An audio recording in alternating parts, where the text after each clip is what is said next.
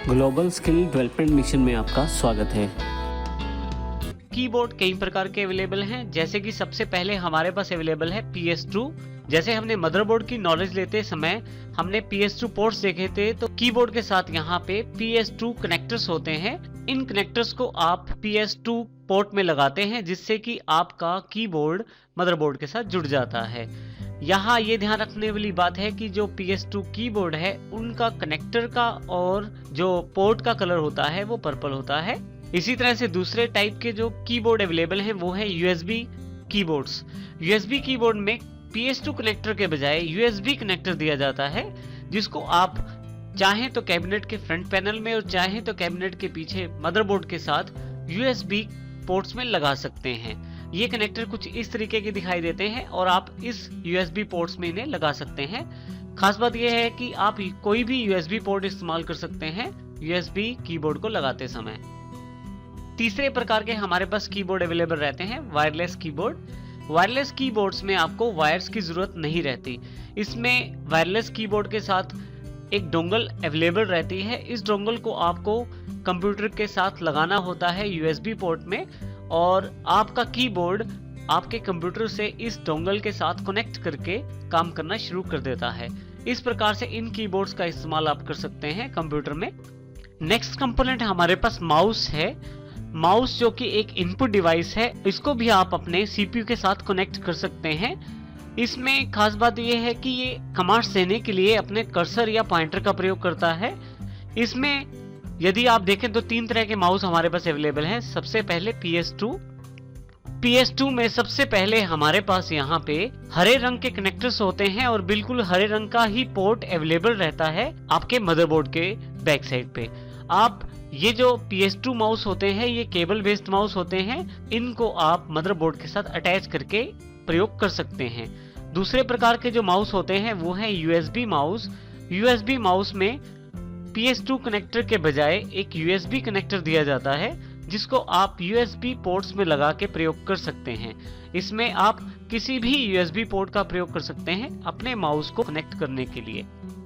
तीसरी तरह के जो माउस हमारे पास अवेलेबल है वो है वायरलेस माउस। वायरलेस माउस की खास बात ये होती है कि इनमें किसी भी केबल की आवश्यकता नहीं होती। इसमें वायरलेस माउस के साथ आपको एक डोंगल मिलती है। वो डोंगल आप अपने CPU में USB पोर्ट में लगा के माउस को अपने कंप्यूटर के साथ कनेक्ट कर सकते हैं, जिससे वायरलेस माउस बिना तार के आपके कंप्यूटर से कनेक्ट हो जाता है और कार्य करने लगता है। नेक्स्ट हमारे पास एक और उपयोगी कंपोनेंट है जो कंप्यूटर असेंबल करते समय चाहिए, वो है DVD राइटर। DVD राइटर का जो प्रयोग किया जाता है वो DVD को प्ले करने में और DVDs को बर्न करने अर्थात DVD बनाने में किया जाता है। यहाँ हम DVD राइटर्स के इवैल्यूएशन को देखते हैं। सबसे पहले हमारे पास यहाँ CD-ROM का एग्जाम्पल उपलब्ध है। सबसे पहले कंप्यूटर की इवैल्यूएशन के साथ CD-ROM अवेलेबल हुए। CD-ROM जो थे वो CD को रीड कर पाते थे, परंतु CDs को राइट नहीं कर सकते थे। अर्थात आप उससे CD प्ले तो कर सकते थे, परंतु आप उससे नई CD बना नहीं सकते थे। इसी तरह से उनमें ना DVD रीड की जा सकती थी और ना DVD राइट की जा सकती थी। अभी भी पुराने कंप्यूटर्स में CD-ROM आपको मिल जाएंगे। उसके पश्चात नंबर 2 पे हमारे पास है CD writer. CD writer CD को राइट करने की क्षमता के साथ आए। CD राइटर्स में आप CD प्ले कर सकते हैं अर्थात रीड कर सकते हैं, साथ ही आप CD को राइट भी कर सकते हैं, परंतु इसमें आप DVD को ना तो रीड कर सकते हैं और ना DVD को राइट कर सकते हैं। इसके पश्चात नंबर 3 पे है हमारे पास DVD-ROM।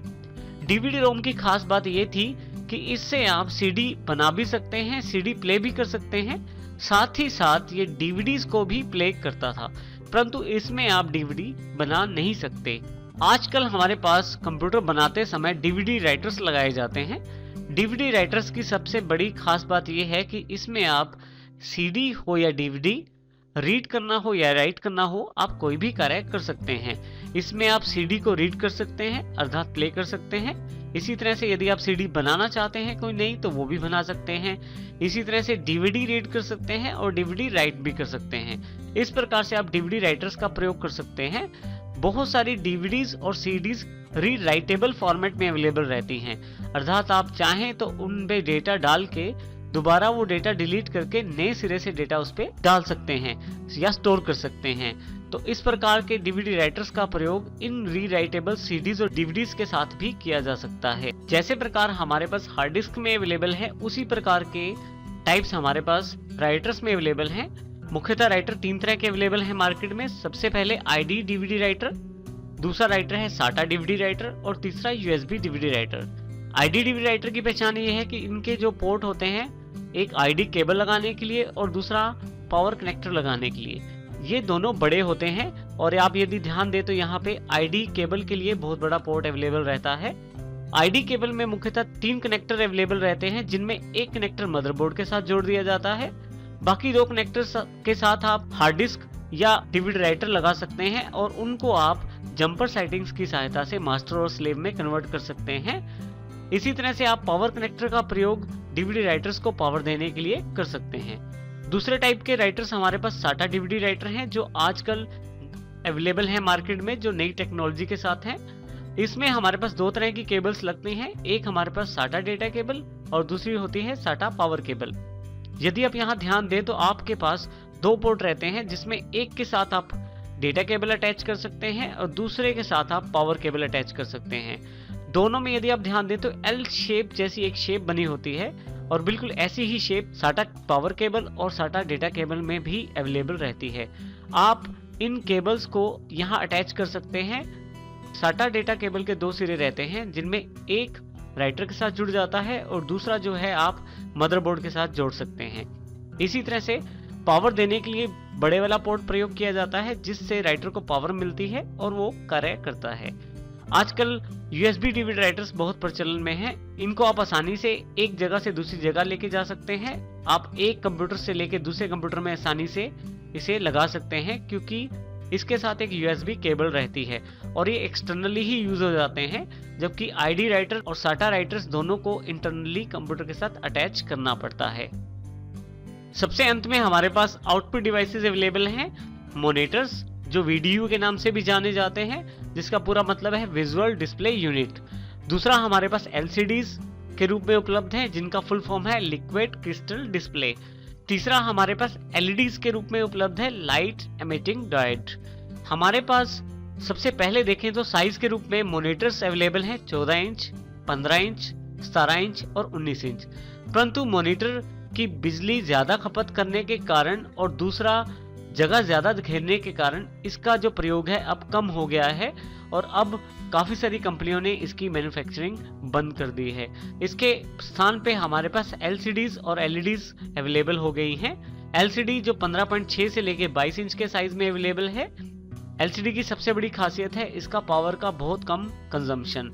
इसी की तरह से थर्ड जो डिवाइस हमारे पास अवेलेबल है एलईडीज के रूप में, जो बहुत ही कम बिजली के साथ बहुत ही साफ पिक्चर क्वालिटी प्रदान करती है। जब भी हम घर के लिए कंप्यूटर बनाते हैं तो हम एक मीडियम साइज की एलईडी या एलसीडी चाहते हैं, जो 21 इंच के रूप में बिल्कुल सही रहती है। परंतु यदि आप चाहें तो अपने स्थान और रिक्वायरमेंट के अकॉर्डिंग साइज का चुनाव कर सकते हैं।